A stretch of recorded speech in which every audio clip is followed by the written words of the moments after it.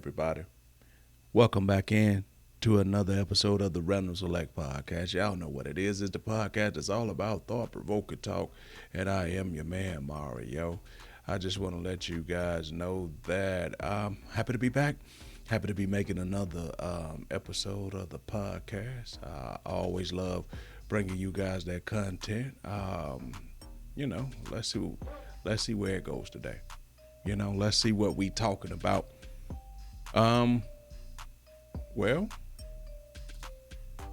Let's see.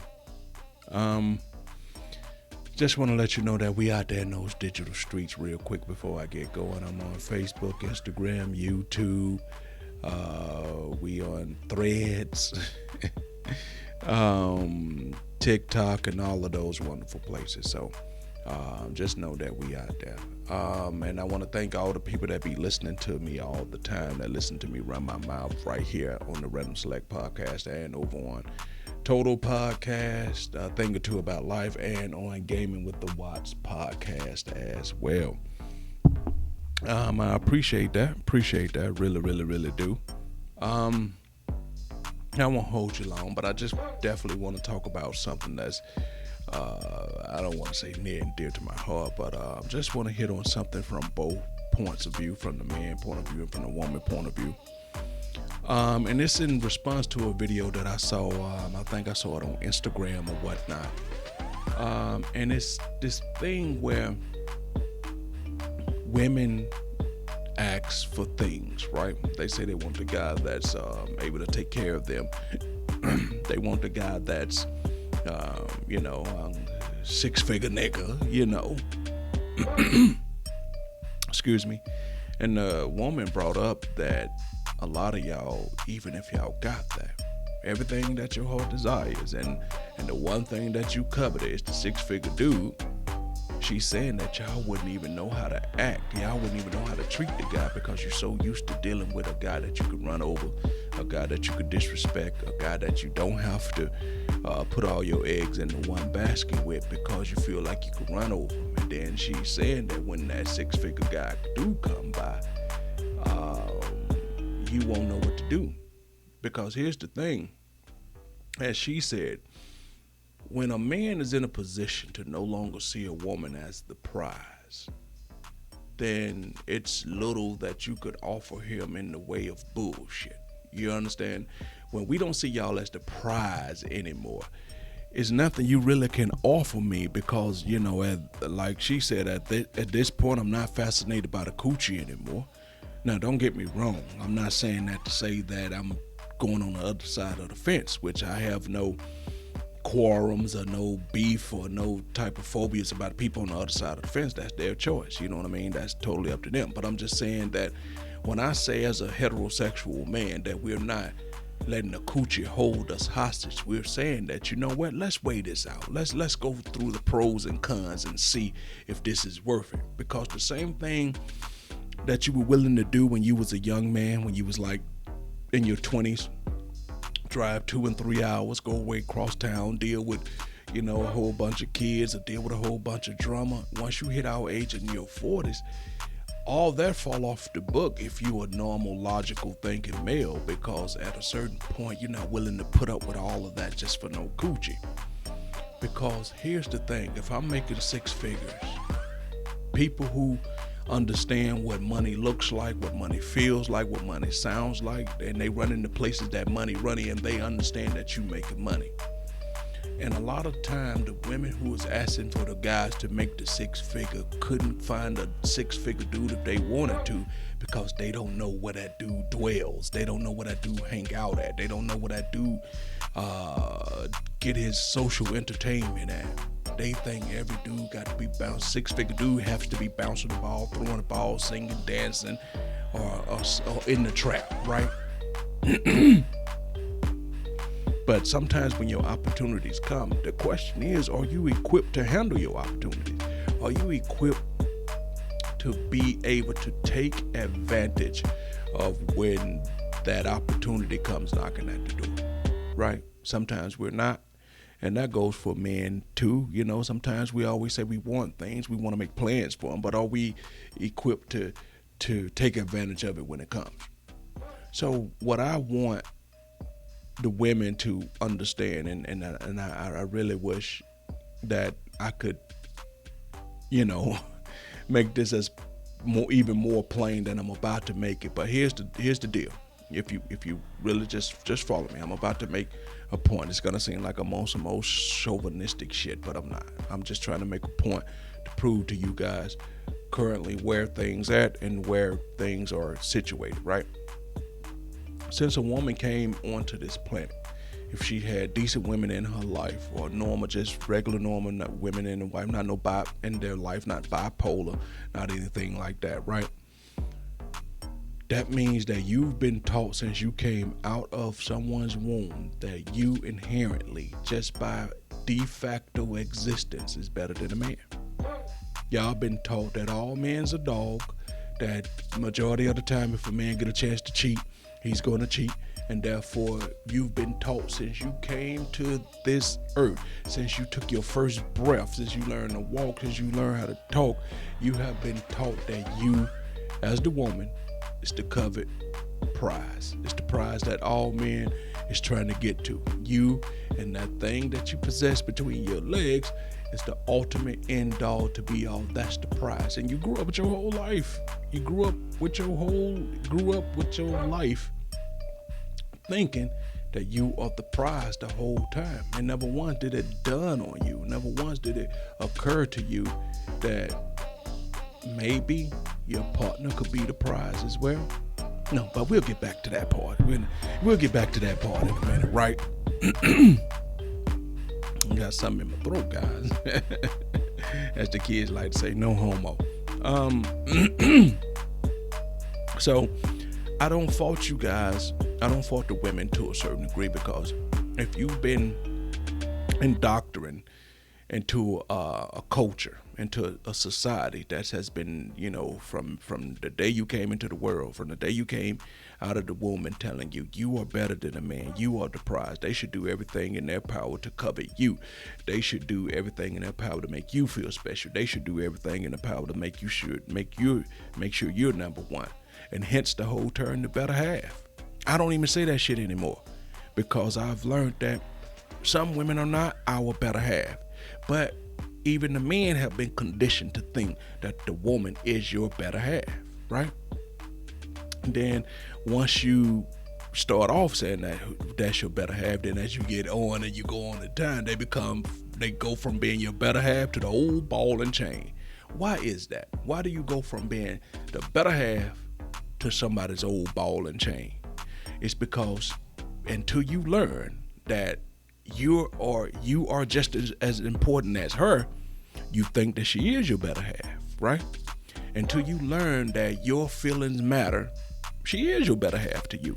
Until you learn that what you're going through and how you feel is just as important as what she is feeling and what she is going through, you think she is your better half. And here's the truth of the matter. Not all women are good women. I know that's a shocker. I know it's going to sound real chauvinistic, going to sound like a women basher. But just like y'all have come to the conclusion to believe not all men are good men. Not all men are bad men. Not all women are bad women. You've got some damn good women out there. You have some really damn fine men out there.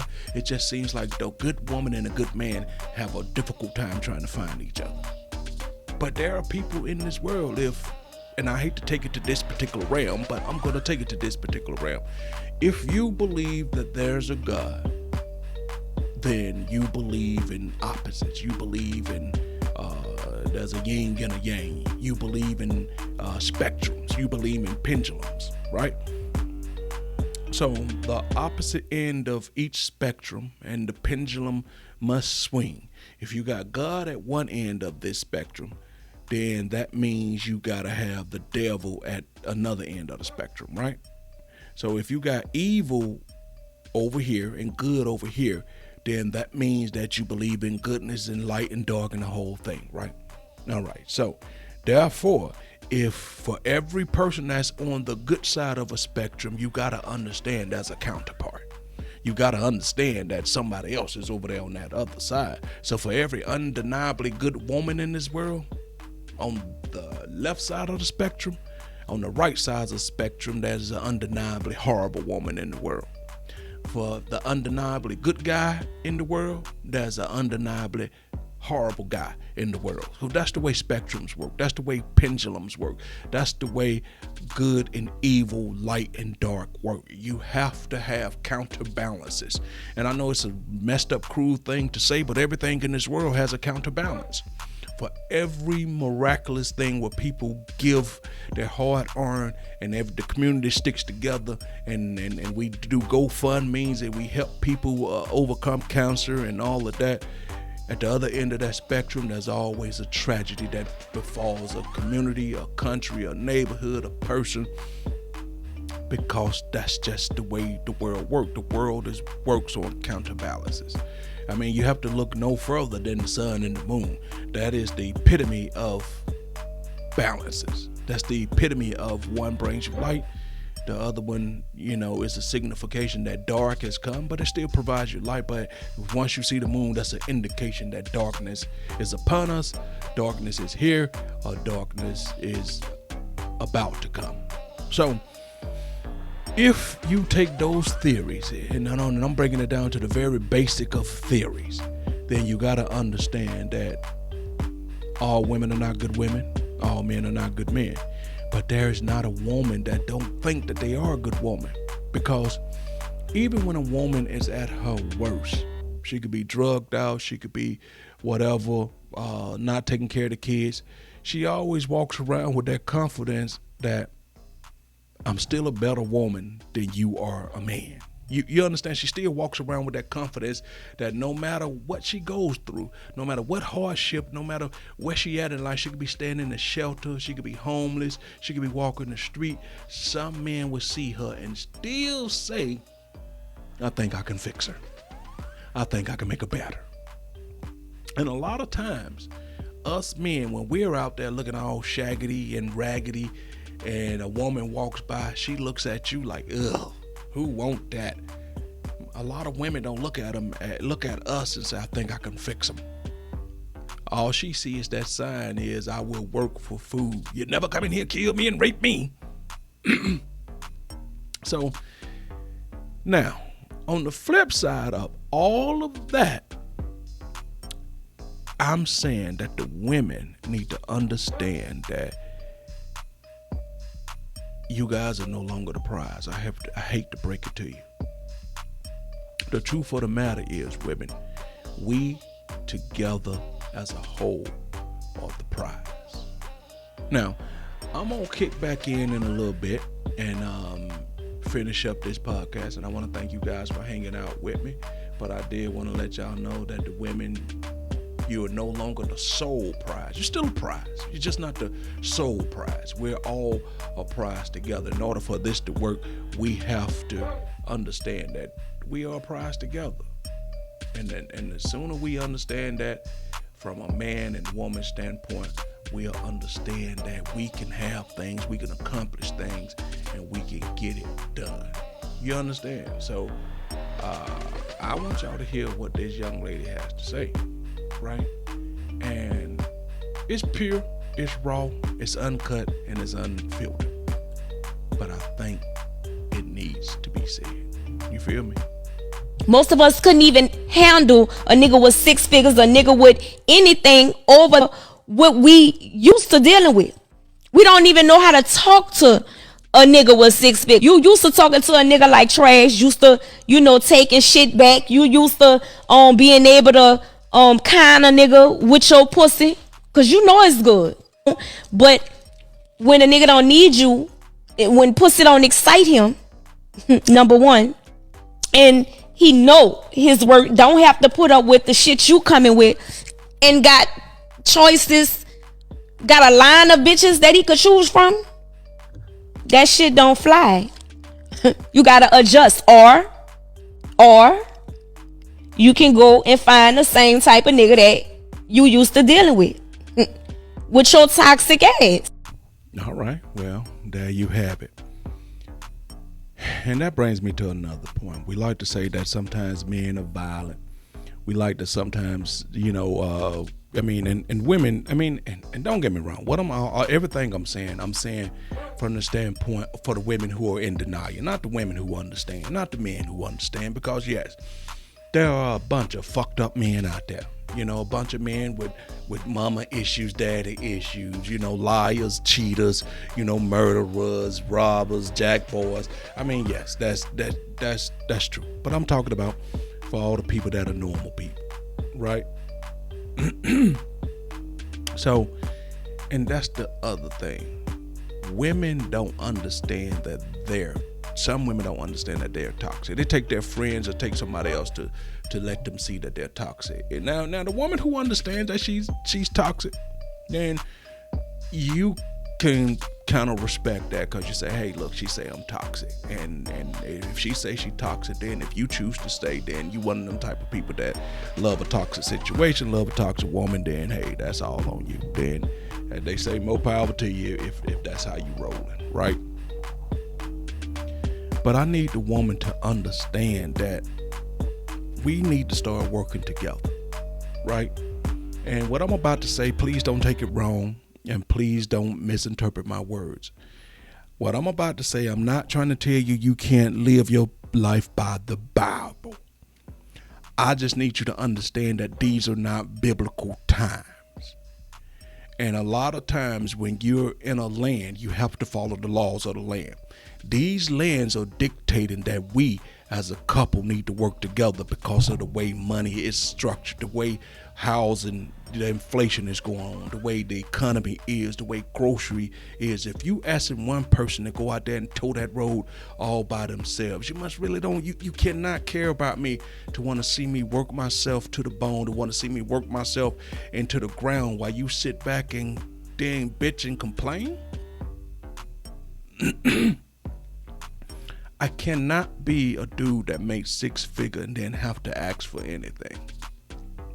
I'm sorry, I have to take that stance.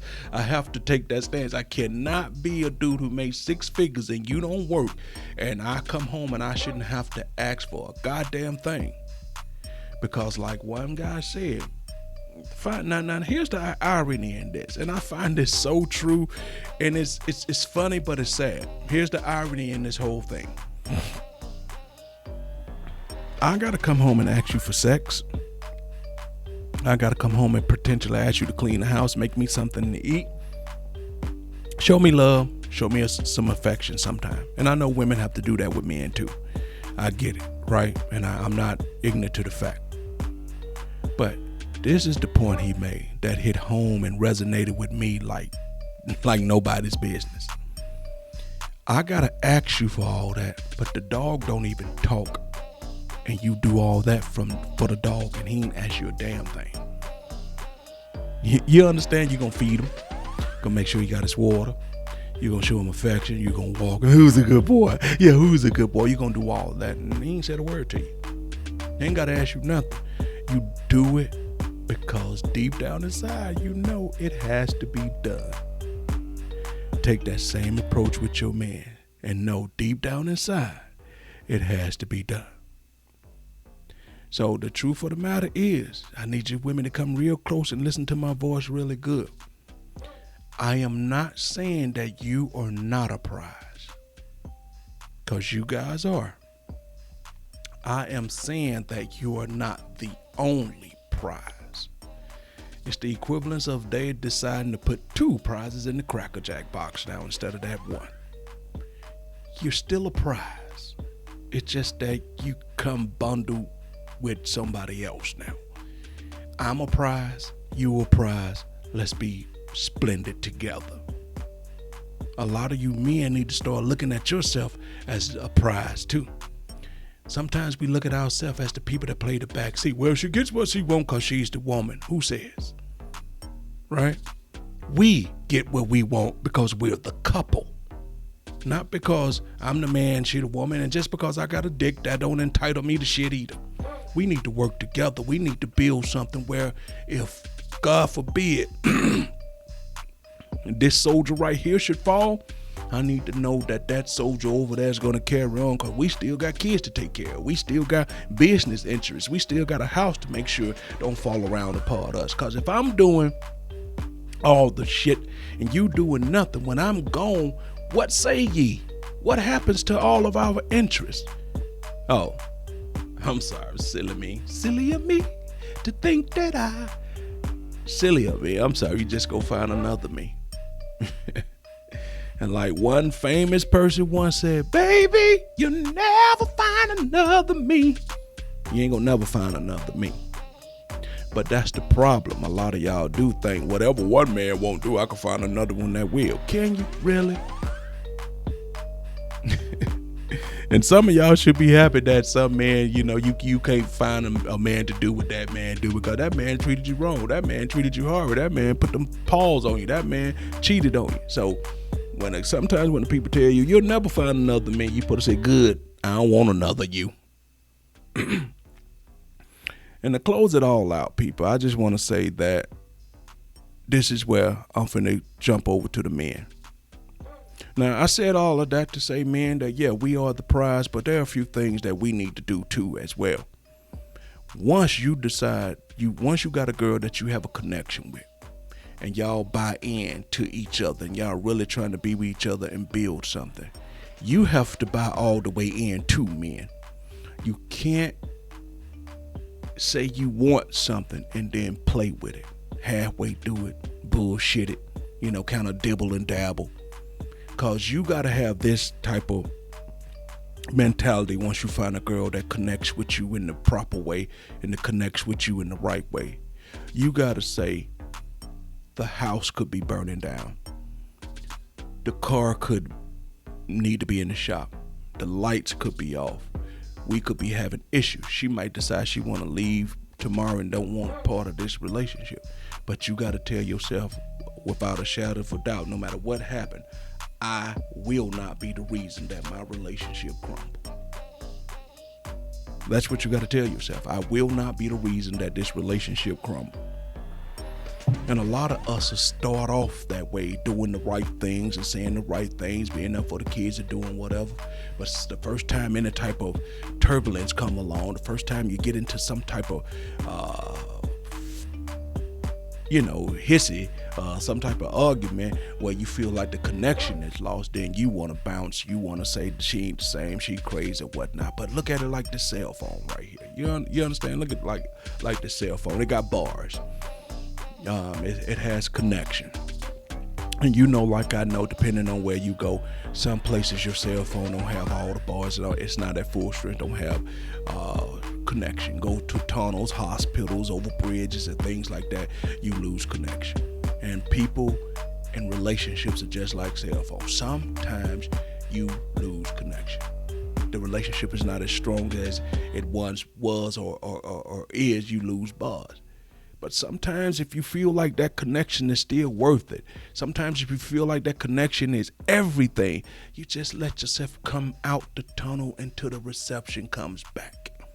Same thing you do with a cell phone.